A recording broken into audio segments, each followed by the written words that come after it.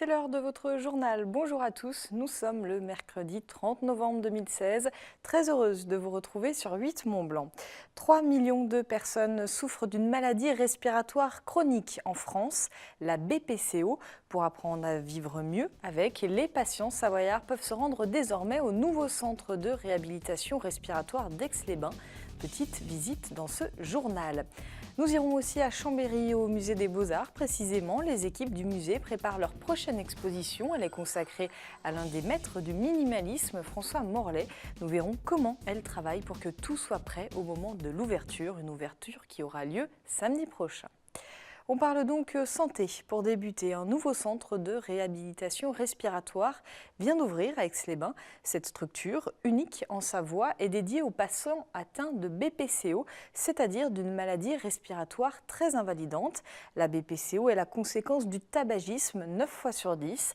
Les stages s'articulent autour de plusieurs activités, l'effort physique, le soutien psychologique et social ou encore le sevrage tabagique. Pauline Courceau a suivi l'une des séances. Laisse la place au ventre de pouvoir se gonfler et se rentrer, je vais déjà être moins essoufflée. Réapprendre les gestes du quotidien pour mieux respirer. Voilà le but de ces exercices pour ces patients atteints pour la plupart de BPCO, une maladie respiratoire chronique. Essouffler au moindre effort, l'idée est de retrouver peu à peu une certaine autonomie. J'ai une amélioration déjà la deuxième semaine, parce que, admettons, pour aller au supermarché avec ma femme, j'avais beaucoup de mal à la suivre, il fallait que je m'arrête au fur et à mesure, j'avais plus de souffle. Là. Et là, maintenant, dernièrement, je fais avec elle, je fais mes 50 mètres, enfin facilement, pas facilement, mais tranquillement. Je peux l'accompagner de nouveau, parce qu'avant, peut-être depuis un an, là, je ne l'accompagnais plus. Je ne pouvais plus, j'arrivais pas, je m'essoufflais au bout de 10 mètres, j'étais essoufflé. Ce centre est unique en Savoie. Les patients sont pris en charge à raison de 3 demi-journées par semaine. Vélo ou même tapis de marche, le programme de réhabilitation s'articule autour d'une idée simple, faire de l'exercice est un excellent médicament. Le meilleur traitement de la maladie, c'est l'activité physique.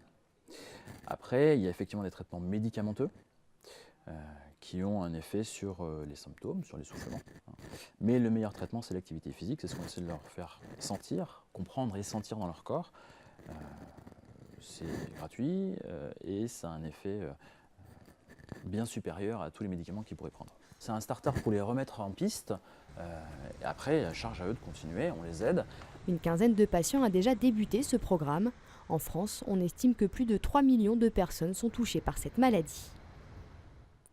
On a déjà eu l'occasion d'en parler dans ce journal.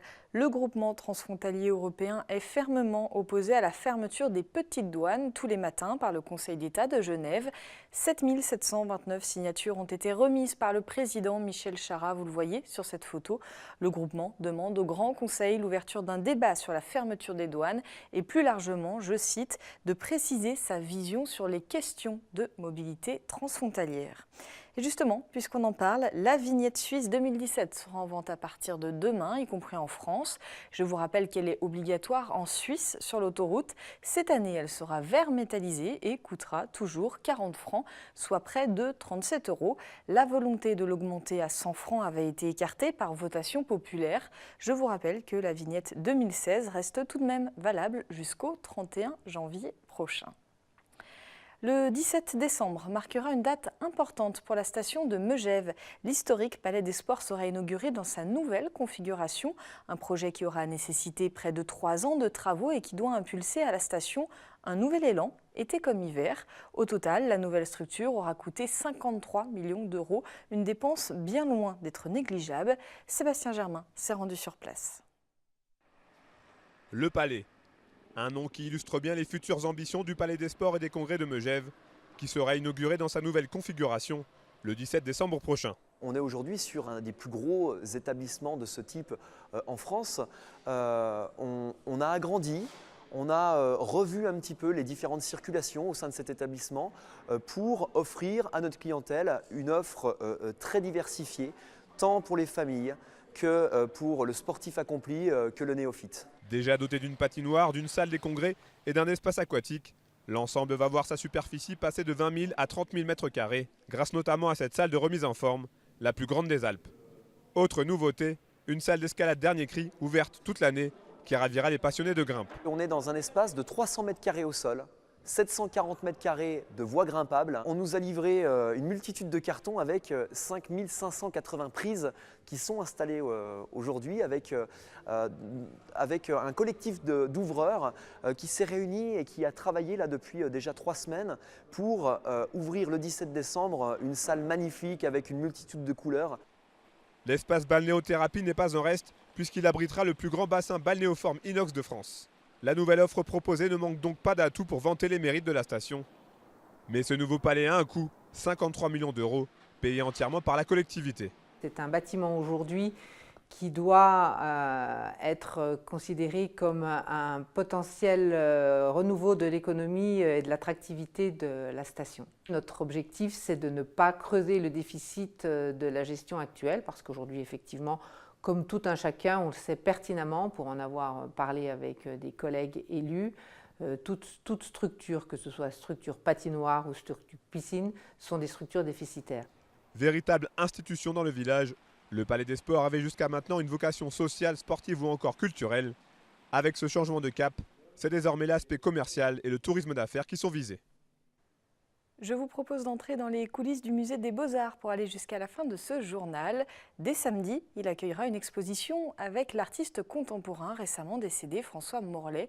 Peintre, graveur et sculpteur, il est considéré comme un précurseur du minimalisme. À quelques jours du vernissage, les équipes finissent d'installer les œuvres. Leur objectif, un rendu proche de la perfection. Emmanuel Jaude s'est fait discret avec sa caméra au cours de ce travail de haute précision. À quelques jours de l'ouverture de l'exposition sur François Molleret, le musée des Beaux-Arts de Chambéry termine sa préparation. La mise en place, l'éclairage et les derniers détails sont en cours de finition. Il s'agit là de l'aboutissement d'un travail de près d'1 an de préparation.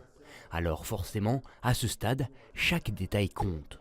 C'est complexe parce que c'est fin et qu'il ne s'agit pas de trahir l'idée de départ ni de trahir les œuvres elles-mêmes. Certaines œuvres sur le papier vont ensemble, mais dans l'espace ne vont pas du tout ensemble. Jusqu'à l'ouverture des portes au public, cet accrochage peut changer parce que certaines œuvres ne fonctionnent ou n'interagissent pas comme on le souhaiterait. Mais si les œuvres trouvent pour la plupart leur place dans le musée, l'exposition se poursuit hors les murs, au centre hospitalier Métropole Savoie. Ici, c'est une œuvre lumineuse qui va trôner dans l'atrium, mais encore faut-il comprendre les subtilités du système électrique des années 70. Ça demande beaucoup de préparation, c'est une belle œuvre, mais c'est une œuvre qui date des années 70. Depuis, on a vachement évolué en termes d'installation lumineuse. Et c'est vrai que finalement, ça demande à nos électriciens de revoir un petit peu la manière dont ils faisaient de l'électricité à l'époque. Des derniers réglages pour un vernissage prévu le 3 décembre prochain. L'exposition François Morlet et ses amis resteront visibles à Chambéry jusqu'au 19 mars 2017. C'est la fin de ce journal. Merci de votre fidélité à l'information sur 8 Mont-Blanc. Merci à toute l'équipe.